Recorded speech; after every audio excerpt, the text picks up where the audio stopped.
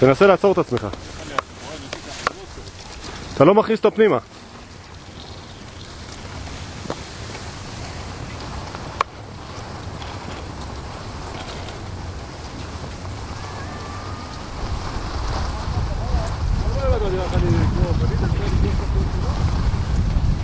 תעצור את עצמך, תעשה משולש. משולש ולהכניס פנימה.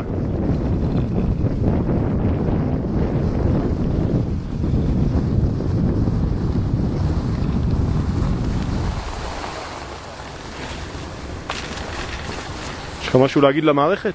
כן. חבר'ה, יש טובים ויש טובים יותר. יש כאלו שהמטרה שלהם זה לנצח, יש כאלו שהמטרה שלהם זה לא להפסיד.